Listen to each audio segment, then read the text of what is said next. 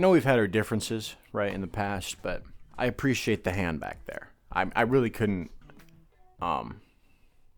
let's just move past that, okay? Let's not. Today we're going to be talking about, aliens, actually. No, not illegal aliens, real aliens from outer space. Little green men. Green men.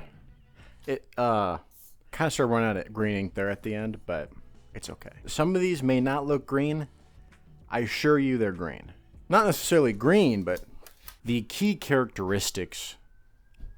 Is someone dying? There's a few key characteristics of a green alien, right? Of a green, big alien. Generally, they have a large head.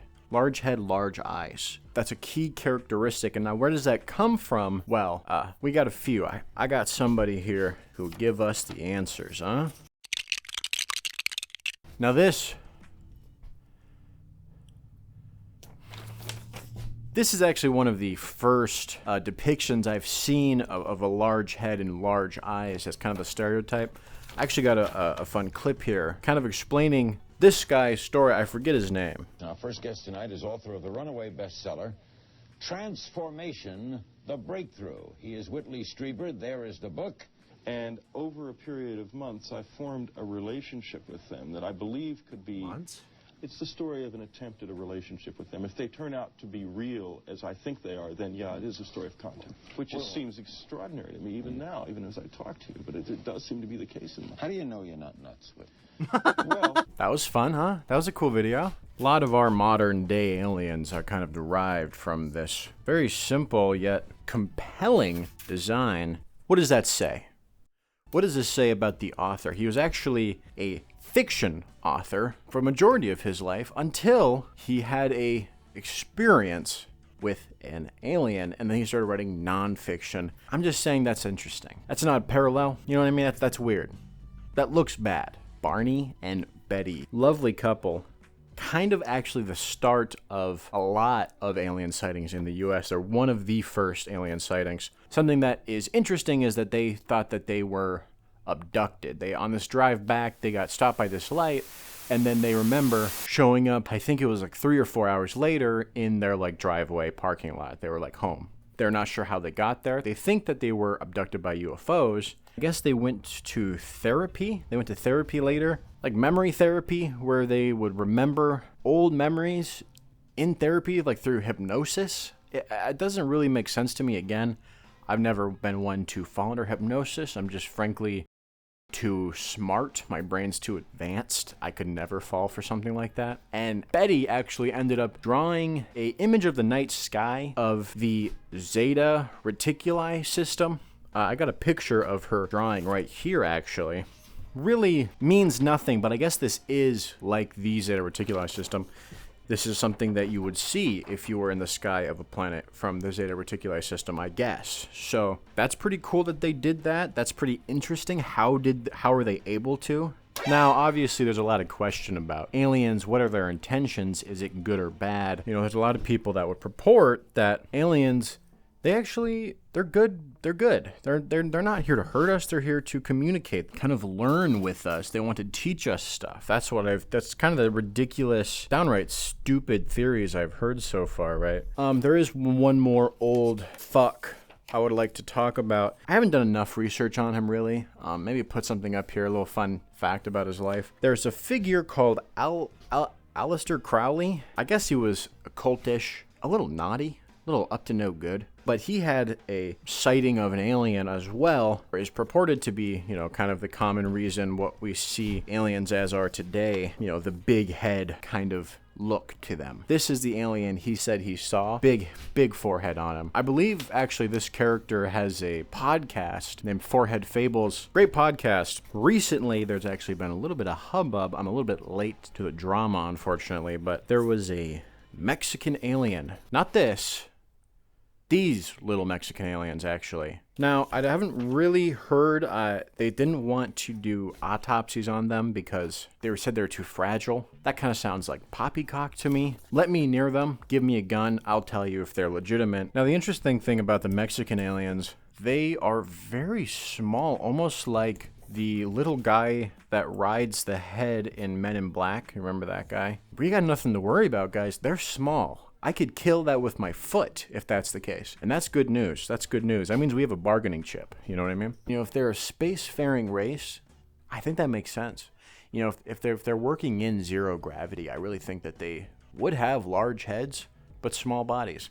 So that makes sense. Now, what does that mean for fighting? I mean, we're not even at space yet, but we could obliterate our planet. If they're in space already, what could they do?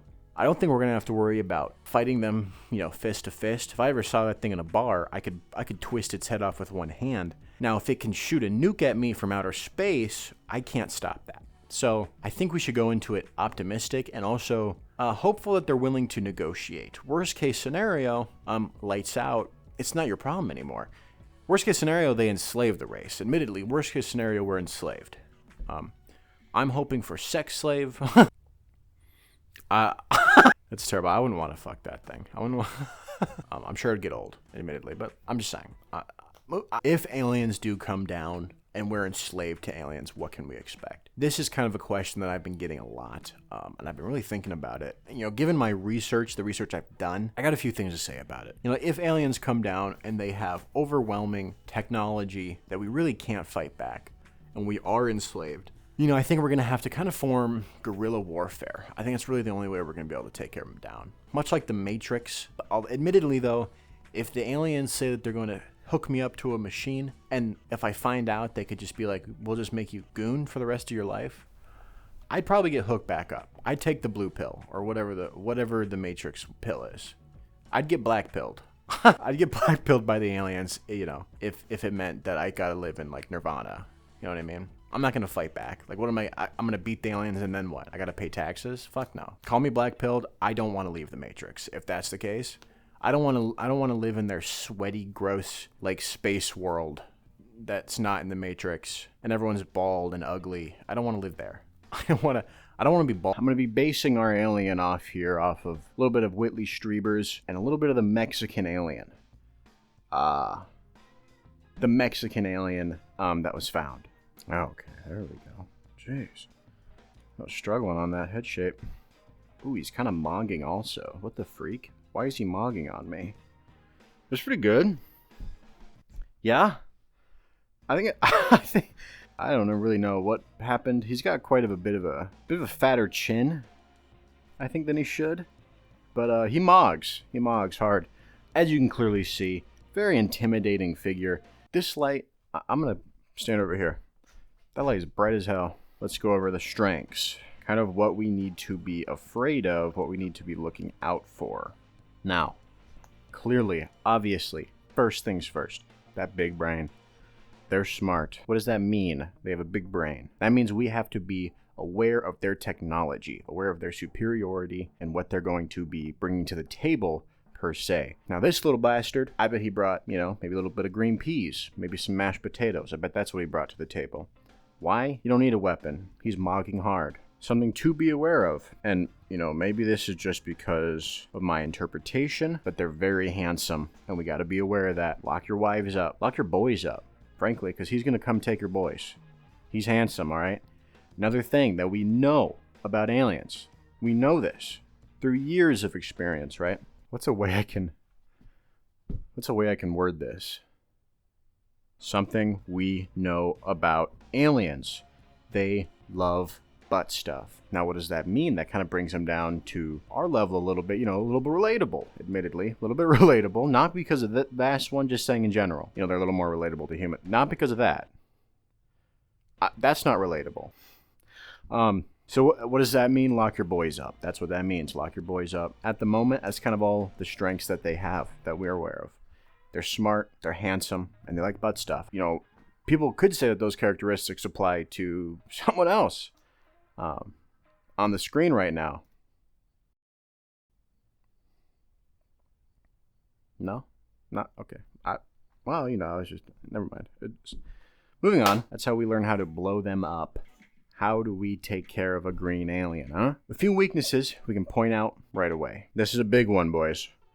This is a big one. They're short. What does that mean? Lock your boys up. Your girlfriend's fine. She's not interested. They're short. That's a good thing. They're not going to be head height. They're not going to be less intimidating because they're short. Probably going to be able to kick them pretty far because they're short. These are good things for us. This is good.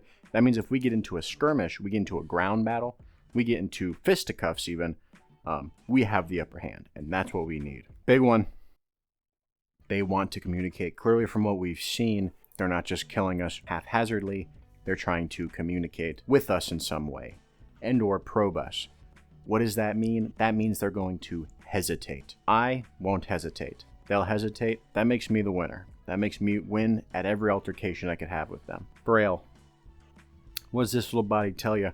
What does the evidence we saw before tell you? They're weak. They're small. They're frail. They're smart, but they're frail. So as long as we can get at them, we'll be fine. If we have to confront their technology, we're going to lose. Just because we're going to lose does not mean that we're going to lose the war. Really, to combat these guys, we're going to have to overwhelm them with guerrilla warfare.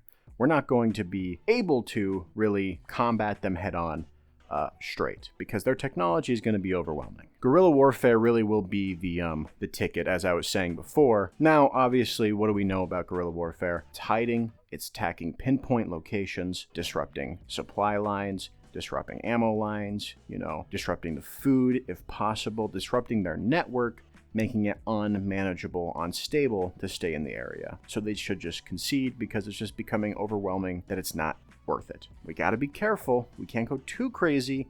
They might just glass the planet. If they glass us, if they nuke the planet, at least we tried. At least we gave it our best shot. And really, that's saying a lot. That's pretty good, honestly. If it ends in us getting nuked, I think we went out honorably. I think we went out with a good fight. Avoid it, but, if it happens, what can you do? You know what I mean? I'm proposing a few ideas, okay? Really, all of these, they're bangers. They're all bangers. What do we know that aliens love to abduct besides humans? Obviously. That's right. That's right. Cows. They love abducting cows. What can we do?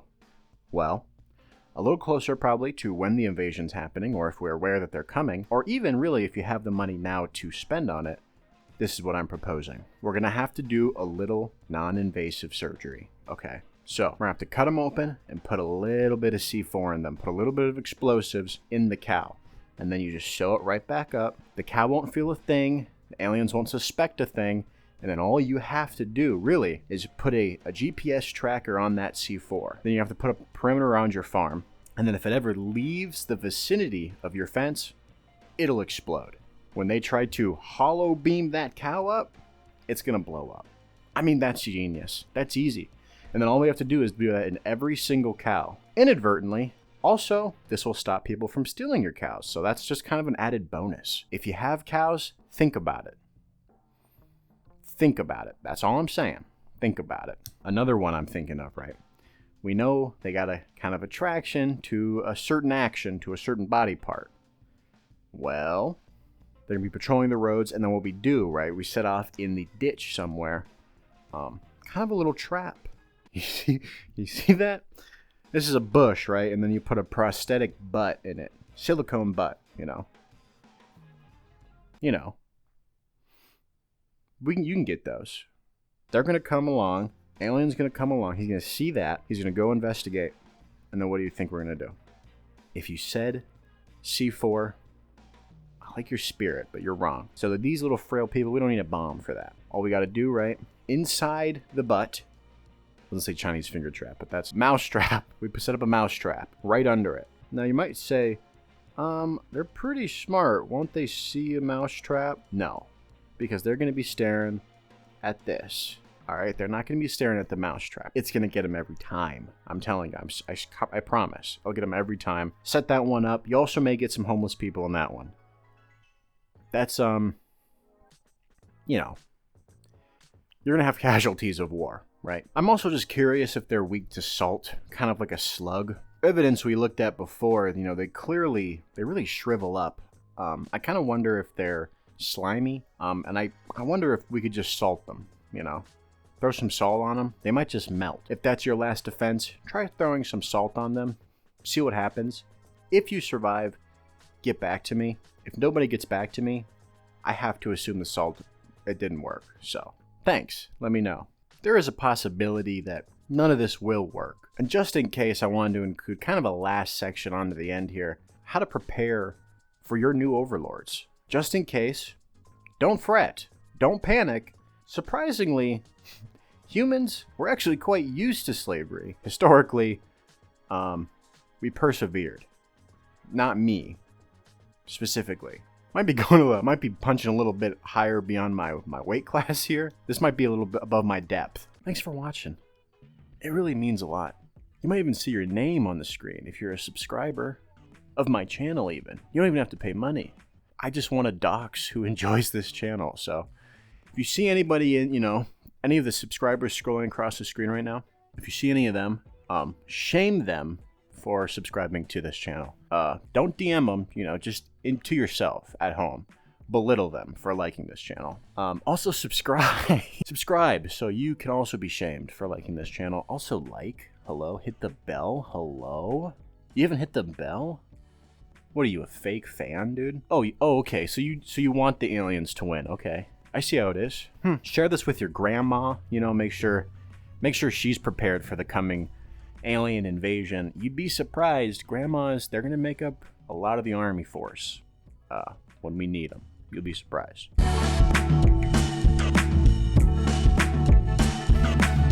Just wanted to also include, kind of at the end here, how to prepare to be a sex slave. No.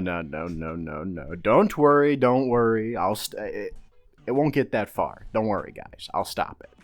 All right. I won't let that happen. I won't let it get that far.